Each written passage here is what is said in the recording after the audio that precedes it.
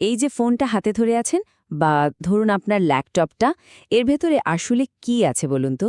যদি কোনোদিন খুলে দেখেন তাহলে দেখবেন সব কিছুর ভেতরেই ওই একটাই জিনিস, একটা সবুজ রঙের বোর্ড। কিন্তু প্রশ্নটা হলো, এই রঙটা সবসময় সবুজই কেন হয়? কখনো কি মনে হয়েছে কেন নীল নয় কেন, লাল নয় কেন, নাকি যে প্রথম এটা বানিয়েছিল তার সবুজ রংটা খুব পছন্দের ছিল? না, ব্যাপারটা মোটেও অতটা সোজা সাপটা নয়। এর পেছনে একটা বেশ অন্যরকম গল্প আছে। আসল গল্পটা শুরুই হচ্ছে একটা বিরাট বড় ভুল ধারণা দিয়ে। মানে আমরা যেটাকে সবুজ বোর্ড বলে চিনি, জানেন তো, সেটা আসলে মোটেও সবুজ নয়।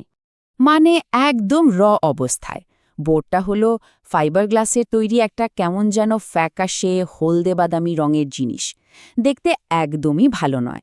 তাহলে এই যে চকচকে সবুজ রংটা, এটা এলো কোত্থেকে?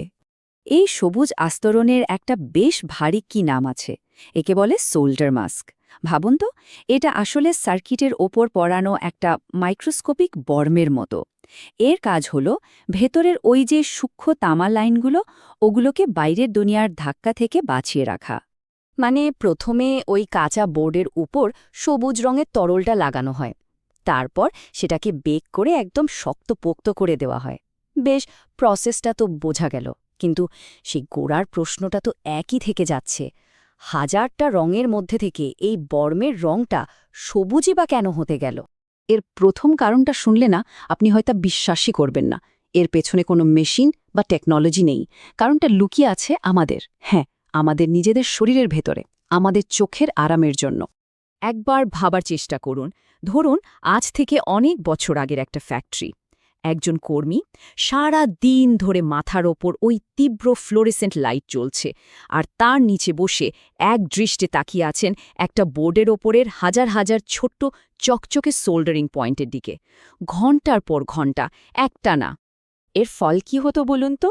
চোখে সাংঘাতিক চাপ পড়ত।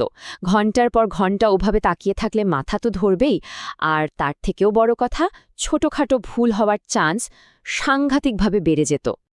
আর ঠিক এখানেই একটা দারুণ ব্যাপার সামনে এলো। দেখা গেল আমাদের চোখের জন্য সবচেয়ে আরামদায়ক রং হলো সবুজ। মানে এই রংটা দেখতে আমাদের মস্তিষ্ককে সবচেয়ে কম খাটুনি করতে হয়।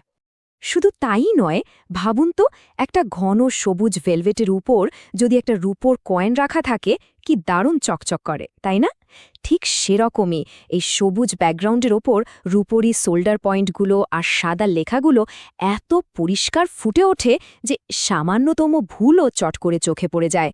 আর শুধু এই একটা পরিবর্তনই ফ্যাক্টরিতে ভুলের পরিমাণ সাংঘাতিকভাবে কমে গেল। তাহলে তো মনে হচ্ছে রহস্যের সমাধান হয়েই গেল, তাই তো? চোখের আরামের জন্যই সবুজ। কিন্তু না, গল্পটা যদি এত সোজাসাপটা হতো তাহলে তো আর বলার কিছু থাকতো না। আসল কারণটা, বা বলা ভালো, এর শুরুটা হয়েছিল সম্পূর্ণ অন্য একটা জায়গায়, একটা যুদ্ধক্ষেত্র থেকে।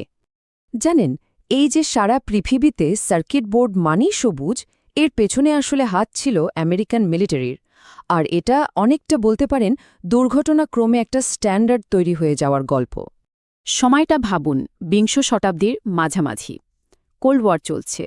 তখন এই সার্কিট বোর্ডের সবচেয়ে বড় আর বলা ভালো সবচেয়ে প্রভাবশালী খদ্দের ছিল আমেরিকার মিলিটারি। মিলিটারির কি চাই? ওদের চাই এমন টেকনোলজি যা চরম অবস্থাতেও, মানে ধরুন যুদ্ধক্ষেত্রেও ফেল করবে না। তো অনেক পরীক্ষা নিরীক্ষার পর দেখা গেল একটা বিশেষ ধরনের সবুজ রেজেন সবথেকে ভালো কাজ করছে, মানে সবচেয়ে টেকসই হচ্ছে। আর যাই কোথায়, মিলিটারি সঙ্গে সঙ্গে লক্ষ লক্ষ সবুজ বোটের অর্ডার দিয়ে দিল।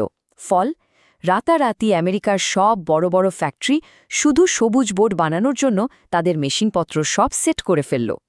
এর ফলে কি হলো ভাবতে পারছেন?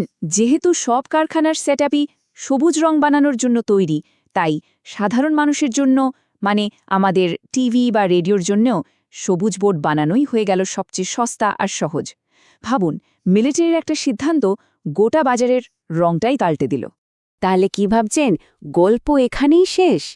একদমই নয়, কারণ আজ তো আমাদের কাছে সব রং বানানোর টেকনোলজি আছে। লাল, নীল, কালো, যা খুশি বানানো যায়। তাহলে এখনও কেন সবুজই রাজা? এর উত্তরটা এখন আর মানুষের চোখে নেই, এখন এর উত্তর লুকিয়ে আছে নিখুঁত কেমিস্ট্রিতে। মানে কারণটাই এখন পুরো ঘুরে গেছে। আগে যেটা ছিল মানুষের চোখের আরামের জন্য, এখন সেটা হয়ে গেছে মেশিনের নিখুঁত কাজের সুবিধার জন্য। এখনকার একটা স্মার্টফোনের ভেতরের যে সার্কিট বোর্ড, সেখানে কম্পোনেন্টগুলোর মধ্যে ফাঁক থাকে মাত্র 0.1 মিলিমিটার, মানে আমাদের একটা চুলের থেকেও সরু। ভাবা যায়?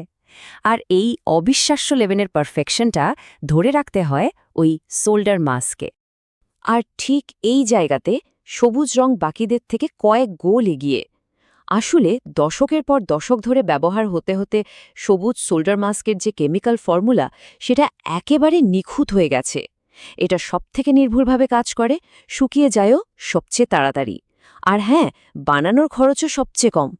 অন্যান্য স্টাইলিশ রঙগুলো, ধরুন কালো বা নীল, সেগুলো এই মাইক্রোস্কোপিক লেভেলে এতনও সেই পারফেকশনটা আনতে পারেনি। আসলে এত বছর ধরে স্ট্যান্ডার্ড হয়ে থাকার এটাই তো সবচেয়ে বড় অ্যাডভান্টেজ, তাই না? এর ওপরই সবচেয়ে বেশি রিসার্চ হয়েছে, এটাকেই সবচেয়ে বেশি উন্নত করা হয়েছে। তাহলে পরের বার যখন কোনো খোলা সার্কিট বোর্ড চোখে পড়বে, তখন শুধু সবুজ রংটা দেখবেন না, মনে করার চেষ্টা করবেন এই একরত্তি সবুজের পেছনে লুকিয়ে আছে মিলিটারির ইতিহাস, আমাদের চোখের বায়োলজি আর নিখুঁত কেমিস্ট্রির একটা অদ্ভুত সুন্দর ককটেল। আমাদের চারপাশে এমন কত সাধারণ জিনিস পড়ে আছে, তাই না?